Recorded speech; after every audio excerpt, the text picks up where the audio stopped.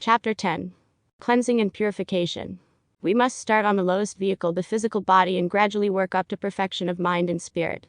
The Grape Cure, J. Brand, page 132. Most of those who have studied the field of health have observed that the best treatment of sickness is through a process of elimination.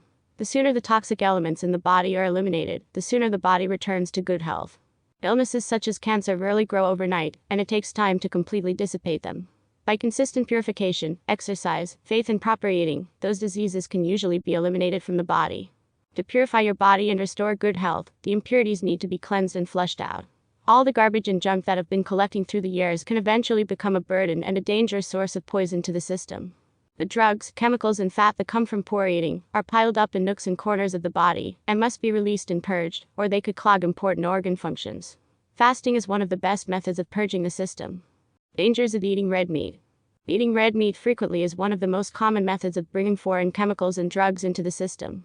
Nearly all of the red meat animals have been fed dithostilbestrol or some other chemicals to fatten the animal for more profitable sales. All meat from the beasts of the field and fowls of the heaven are to be used sparingly or not be used, only in times of winter, or of cold, or famine. See D&C 89:12-14. The very thought of eating birds and animals is a little repulsive to our nature, especially if you have to kill and clean them first. I once met a Buddhist, a complete vegetarian, who explained something to me that I have never forgotten. He said that the local meat market is really an animal morgue, and people gather there to select which dead body they want to take home, and make their stomach its graveyard. We should learn a lesson from the animal kingdom, where a meat-eating animal will not eat another meat-eating animal. Nature gives it a knowledge that there is no food value in such animals. There is only about 6% food value in any kind of meat, yet it provides the main part of nearly every meal for human beings.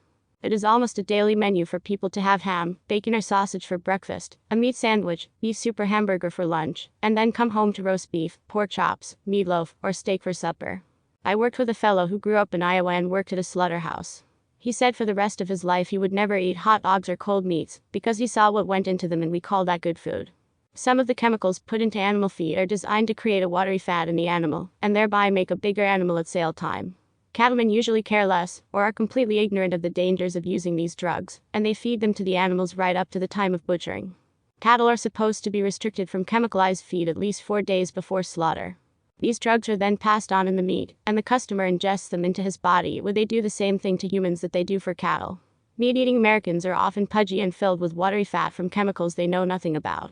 Most of these chemicals can be avoided in a very few ways. 1. Stop eating foods that contain them. 2. Purge them from the body through fasting. 3. Eat the kind of foods that have a gradual and continual cleansing effect on the body. Purified conditions during the millennium. From the information we have been given about conditions existing during the millennium, no meat will be eaten by the inhabitants living during that time. In fact, animals will cease eating other animals, as Isaiah has prophesied. The wolf also shall dwell with the lamb, and the leopard shall lie down with the kid, and the calf and the young lion and the fledgling together, and a little child shall lead them. And the cow and the bear shall feed, their young ones shall lie down together. And the lion shall eat straw like the ox. And the sucking child shall play on the hole of the asp, and the weaned child shall put his hand on the cockatrice's den. They shall not hurt nor destroy in all my holy mountain. For the earth shall be full of the knowledge of the Lord, as the waters cover the sea. Isa. 11:6-9. The word millennium is from Latin, meaning 1,000 years. In religious matters, it refers to the time following the second coming of Christ on the earth, until its final cleansing by fire. See Rev. 19. The millennium is a very important subject for us to understand, as it represents the cleansing of the earth, the purification of mankind, and the restructuring of all living things. In our dispensation, the Lord has explained the purification that will occur during this time. And in that day the enmity of man, and the enmity of beasts, yea, the enmity of all flesh, shall cease from before my face. And there shall be no sorrow, because there is no death.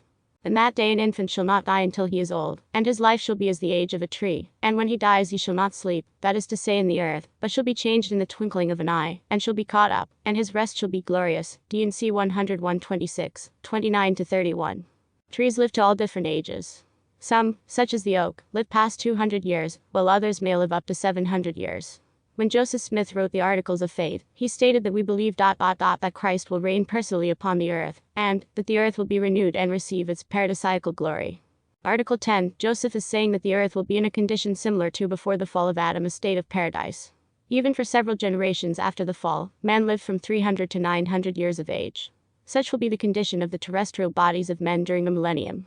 Even the animals will be changed, for the enmity of beasts, yea, the enmity of all flesh, shall cease. D&C 101:26, meaning neither man nor beast will eat other beasts, or meat. What an important lesson for us to learn in this telestial world in preparation for the terrestrial order of the millennium. The Lord gave this warning also in the 89th section of the Doctrine and Covenants. Flesh also of beasts and of the fowls of the air, I, the Lord, have ordained for the use of man with thanksgiving, nevertheless they are to be used sparingly, and it is pleasing unto me that they should not be used only in times of winter, or of cold, or famine. V 12-13. And all saints who remember to keep and do these things, walking in obedience to the commandments, shall receive health in their navel and marrow to their bones, and shall find wisdom and great treasures of knowledge, even hidden treasures. V 18-19. In addition to having a peaceful coexistence with the animals, living to the age of a tree, and experiencing no sorrow, there will be no sickness or disease. Physical bodies of those living on earth during the millennium will not be subject to the same ills that attend us in our present sphere of existence. Men in that day will still be mortal, children will be born to them, spirits coming into the physical or natural bodies born in that day, will then go through their mortal probation, as we are now going through ours. Those born during the millennium will not be immortal, that is, their bodies and spirits will not be inseparably connected, as is the case with resurrected beings. But their bodies will be changed from conditions as they now exist, so that disease cannot attack them, and death as we know it cannot intervene to cause a separation of body and spirit. Mormon Doctrine, Bruce R. McConkie, page 451.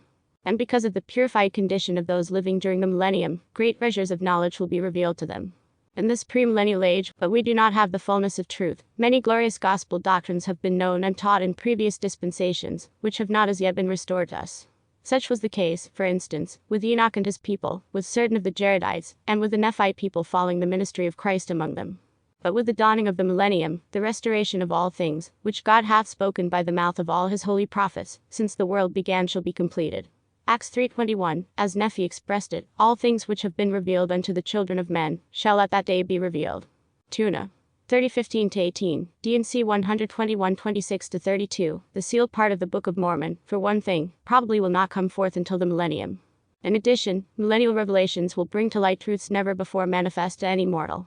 When the Lord shall come, he shall reveal all things which have passed, and hidden things which no man knew, things of the earth, by which it was made, and the purpose and the end thereof, things most precious, things that are above, and things that are beneath, things that are in the earth, and upon the earth, and in heaven. D&C 101:32-34, Ibid. Pages 451-52. Purifying internally as well as externally. People will shower and wash several times a day to clean the outside of their bodies, but are unconcerned about their internal system. Some of the Roman Caesars would bathe up to 8 times a day because they felt dirty, but that would not cleanse them internally, nor would it take away their wickedness. Sometimes, however, elements are taken into the bodily system which cannot be discarded in waste, sweat or be burned out. What happens to them? The body piles them up somewhere, much the same as you might pile trash in the corner of your basement, but after a while you realize that you need to clean your basement, or the trash will take over your home. So, too, the body suffers from the same situation, so it is necessary to clean house with your body. The beneficial aspects of the purple grape cannot be overemphasized. It is perhaps the single most respected cleanser. The chemicals in the ripe grape, perfectly balanced, are harmless solvents, dissolving all foreign matter in the body, even to stones in the kidneys, without damage to healthy tissue. The chemicals are also eliminators in that they remove the toxic matter once it has been broken down. Constipation is almost impossible, unless there be a bowel obstruction. They are also antiseptics which disinfect wounds and cavities, caused by the removal of accumulated toxic matter in the various glands. Above all, the chemicals in the grape are cell builders. The Grape Cure, Basil Shackleton, page 41. The use of water, lemon juice, and fruit acids are used in a fast for loosening and thinning the impurities that are clogged up in the circulation system. The continual flushing of the body has the same function as flushing out the radiator system of a car, both cleanse the circulation system. Dr. Arisetti saw patients flush out drugs from their systems that they had taken as far back as 40 years before. During a cleansing fast, the blood becomes the carrier of many deposits of junk that have clung on to the body for many years. These are deposits that no doctor ever dreamed existed, and that no other method of healing has ever discovered or can ever remove. Dr. Arrett, Mucusless Diet, page 159. During a juice fast, the functions of the eliminative and cleansing organs, lungs, liver, kidneys, and even the skin, are greatly enhanced. For example, during a fast, the concentration of toxins in the urine can be up to 10 times higher than normal. Sometimes these poisons become so concentrated throughout the system that these internal organs cannot flush them out fast enough, and there may be skin eruptions, excessive perspiration, increased mucus, and/or bad breath. Although these may be unpleasant experiences temporarily, the body is undergoing a much-needed cleansing and appreciates the fast. In fasting, your body feeds itself on the most impure and inferior materials, such as dead cells and morbid accumulations, tumors, abscesses, damaged tissues, fat deposits, etc. Dr. Butchinger Sr., one of the greatest fasting authorities in the world, calls fasting very pertinently a refuse disposal, a burning of rubbish. These dead cells and inferior tissues are consumed and utilized first. The essential tissues and vital organs, the glands, the nervous system and the brain are spared. Juice fasting, Dr. Pavo Arela, page 22. To cleanse the system of its impurities, people should use fruit and vegetable juices during a fast. When used properly, they can do wonders for the body. Dr. Arret recommends. The fanatic fasting enthusiast drinks only water. He thinks it best to avoid any trace of food whatsoever. I consider light lemonade with a little honey or brown sugar or fruit juice the best. Drink as often as you care to during the day, but in general not more than 2 or 3 quarts a day. The less you drink, the more aggressive the fast works. As a change, vegetable juices made from cooked starchless vegetables are very good during a longer fast. Raw tomato juice, etc., is also good. But if fruit juice, for example, orange juice, is used during a long fast, be extremely careful because the fruit juices may cause the poisons to become loosened too rapidly, without causing a bowel movement. I know a number of such fruit or fruit juice fasts which fail completely because all mucus and all poisons have loosened too fast and too much at one time, disturb all organs too greatly when in the circulation, and can be eliminated only through the circulation and without the aid of bowel movements. Mucusless diet, Arret, page 155. Brigham Young gave the following advice regarding proper foods to eat. Now, sisters, will you take notice and instruct those who are not here today to adopt this rule: stop your children from eating meat, and especially fat meat. Let them have composition to drink, instead of unhealthy water. Let them eat a little milk porridge. Let them eat sparingly and not oppress the stomach, so as to create a fever. When we commence to shape our lives according to the judgment that is given to us, and we exercise a proper portion of thought, and study the laws of life, to know what to give, and how to guide and direct our children and ourselves, we shall find that the longevity of this people will increase. J.D. 1969. No one in the world needs to purify their bodies more than the Americans do, mostly because there are so many unhealthy and trash foods available here. The first step toward this purification, according to Gandhi, is by fasting. In the end, of course, there is only one basis of the whole ideal of fasting, and that is purification. Fasts for spiritual purification have really been forgotten in our day. If they are ever undertaken, they are either purely imitative or merely for the sake of tradition, and we cannot therefore derive the benefit from them that we should. Ethics of Fasting, M. Gandhi, page 98. Purification by fasting affects both body and spirit. Consider how miraculous this was among the Nephites. Nevertheless they did fast and pray oft, and did wax stronger and stronger in their humility, and firmer in the faith of Christ, unto the filling their souls with joy and consolation, yea, even to the purifying and the sanctification of their hearts, which sanctification cometh because of their yielding their hearts unto God. Hellman 335. The purification process of fasting is a total regeneration program, and in a good fast every organ and even the skin cells are all benefited. Dr. Pierrela expressed this very well. Fasting not only accomplishes a physiological regeneration and revitalization of your body, but has a profound stimulating effect on your mental faculties. It also increases your spiritual awareness. It is important, therefore, to adopt a proper relaxed attitude. Try to dissociate yourself from the usual everyday problems and the worries of the material world, and let the refinement and perfection of your inner self come to the fore as the ultimate purpose of your existence. Fasting is the time of rest, meditation and renewal of body, mind and spirit. In most religions, Oriental, Hebrew, Christian, Mohammedan, periodic fasting played a vital part, for 2 reasons. 1. To keep the body, the temple of the spirit, clean. 2. To keep the spirit attuned with its divine source. Juice fasting, page 76. There are over 80 million people in the United States that are overweight. It is not cancer, heart disease, or automobile accidents that are the principal killers of people in this country. It is obesity. People take a greater chance of contracting these unhealthy conditions and diseases because of their obesity. Some reducing diets are unhealthy and body damaging, so the most sensible way to reduce is to fast and eat less, thus purifying the body at the same time. Juice fasting is the fastest, safest, and easiest way to reduce. A 14-day fast will usually take off 14 pounds. At the same time you can continue with regular activities and work without tiring or suffering. And, when the extra baggage is discarded, you will feel much better than before.